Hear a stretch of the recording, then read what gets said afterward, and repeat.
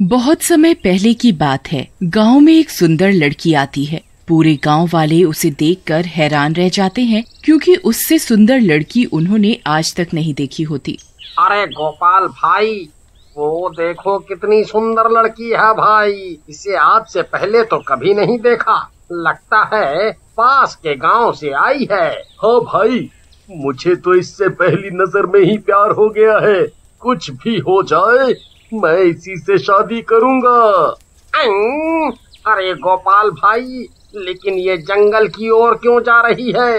लगता है रास्ता भटक गई है। चलो, हमें इसे रोकना होगा। कहीं ये जंगल में चली गई तो जंगली जानवर इसे कच्चा ही खा जाएंगे। चलो चलो, इसकी मदद करते हैं। तभी वो लड़की जंगल की ओर चली जाती है। कुछ दूर जाते ही लड़की की सांस फूलने लगती है। वो सांस नहीं ले पा रही होती। मैं सांस नहीं ले पा रही, क्या करूं? मेरी सांस क्यों फूल रही है? तभी पास में उसे एक कुआं दिखाई देता है। वो भागती हुई जाती है और उस कुएं में कूद जाती है। अरे दैया रे दैया, गोपाल भाई, ये कमबख्त तो कुएं में कूद गई। तुम तो शादी से पहले ही विधवा हो गए। अब क्या करें? अरे बेवकूफ, जल्दी चल, हमें उसे बचाना होगा। फिर वो दोनों भागते हुए उस कुएं के पास जाते हैं। रामू, देख, तेरी भाभी की जान खतरे में है। तुझे उसे बचाना होगा। चल, जल्दी से कुएं में कूद जा।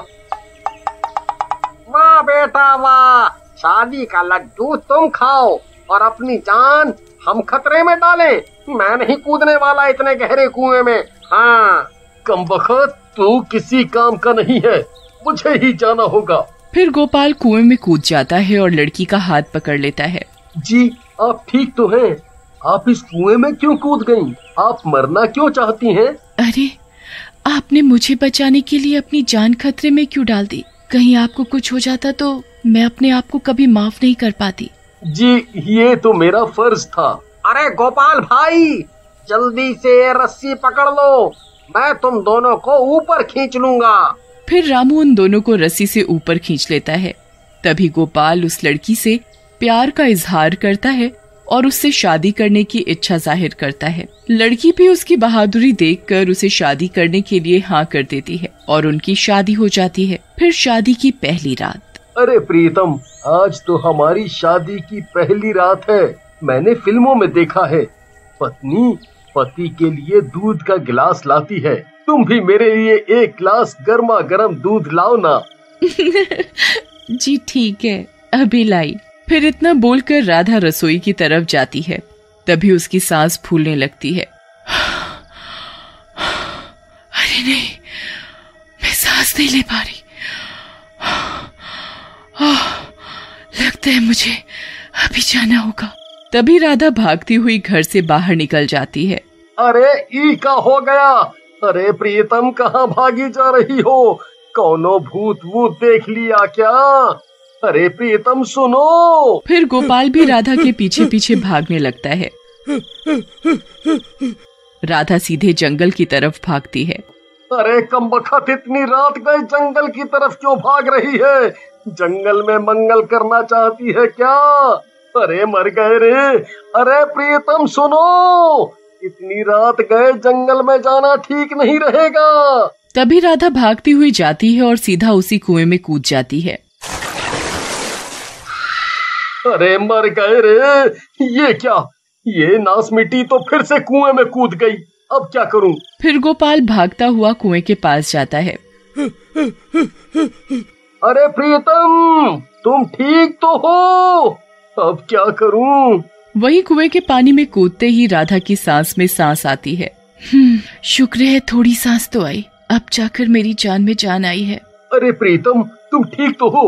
लो, ये रस्सी जल्दी से पकड़ लो, मैं तुम्हें बचा लूंगा। फिर गोपाल कुएं में रस्सी डालकर राधा को ऊपर खींच लेता है।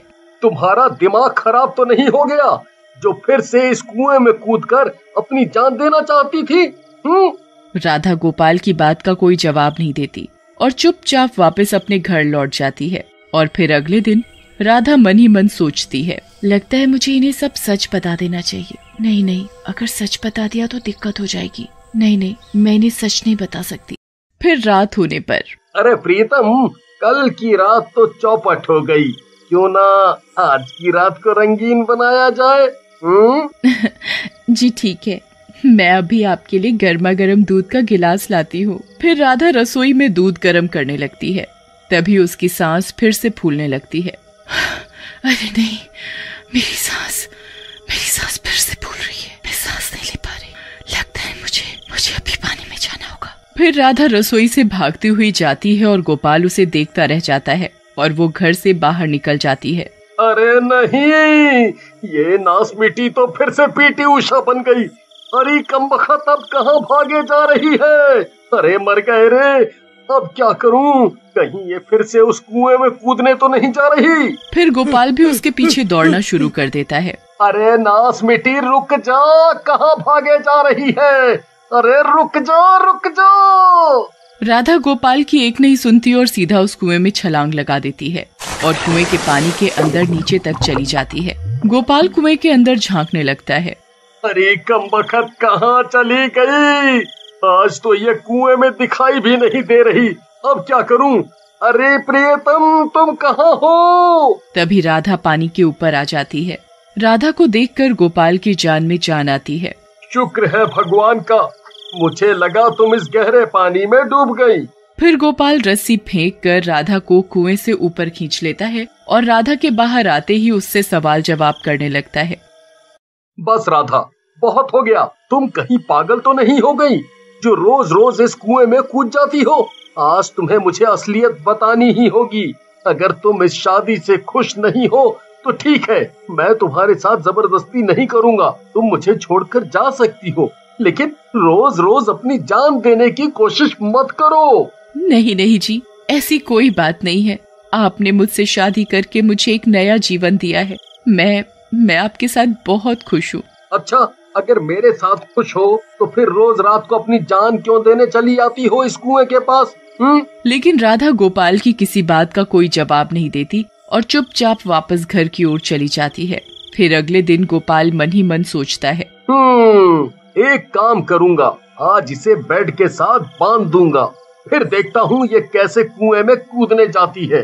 फिर रात होने पर, जी क्या हुआ? आज आप बड़ी शांति से बैठे हो। आज दूध नहीं मांगोगे?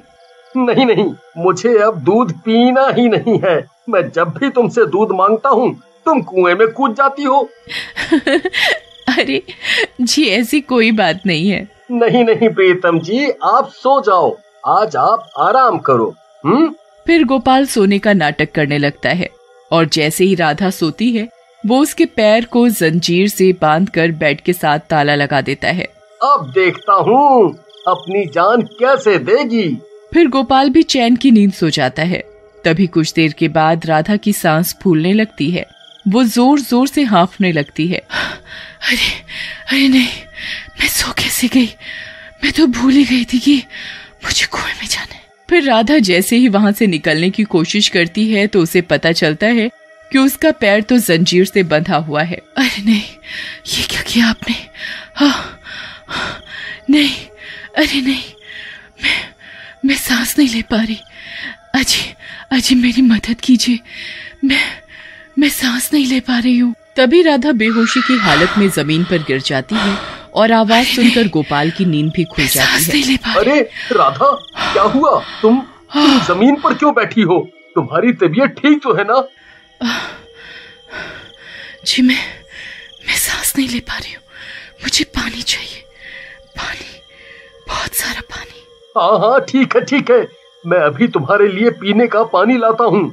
नहीं सर, नहीं, सिर्फ पीने के पानी से कुछ नहीं होगा।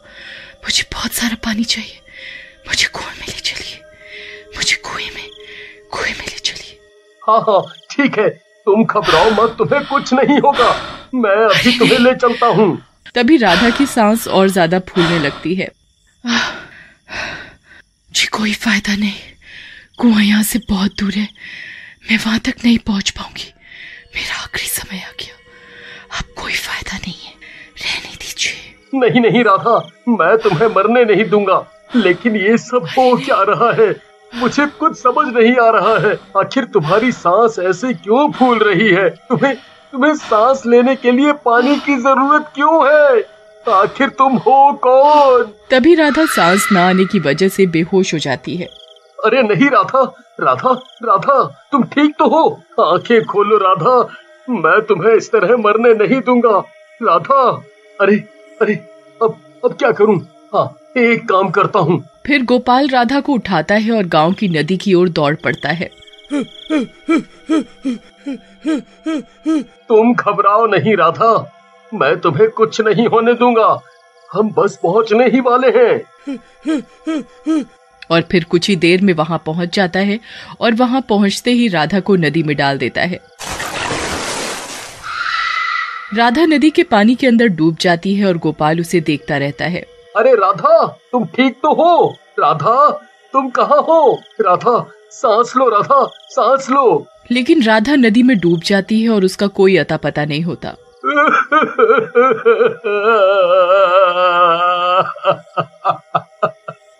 नहीं राधा, नहीं, मैं तुम्हारे बिना जी नहीं पाऊंगा।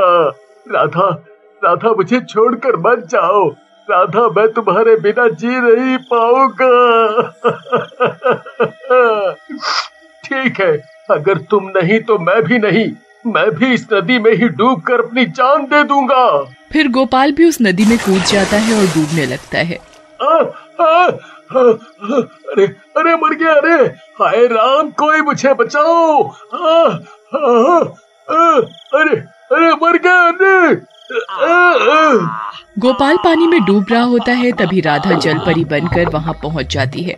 गोपाल राधा को जलपरी के रूप में देखता है और उसके होश उड़ जाते हैं। उसकी आंखें फटी की फटी रह जाती हैं। फिर राधा गोपाल को पकड़ लेती है और नदी के ऊपर ले आती है। अरे बच गया। अरे लेकिन ये मैंने क्या देखा? राधा एक जलपरी है? नहीं नहीं, ऐसा नहीं हो सकता। मुझे जरूर भ्रम हुआ होगा। लेकिन जब वो सामने देखता है तो उसकी आंखें फटी की फटी रह जाती हैं। राधा गोपाल के सामने जलपरी के रूप में खड़ी होती है। गोपाल को अपनी आंखों पर विश्वास नहीं होता। अरे नहीं, तुम तो एक जलपरी हो। हाँ, मैं एक जलपरी हूँ। इसलिए मुझे थोड़ी देर के बाद पानी में सांस लेने की जरूरत पड़ती है। मैं ज्यादा देर तक बिना पानी के नहीं रह सकती। ओह, इसलिए तुम बार बार कुएं में कूद जाती थी। मुझे लगा तुम मेरे साथ खुश नहीं हो, इसीलिए अपनी जान देना चाहती हो। जी, आप मेरी असलियत जानने के बाद मुझे छोड़ तो नहीं देंगे?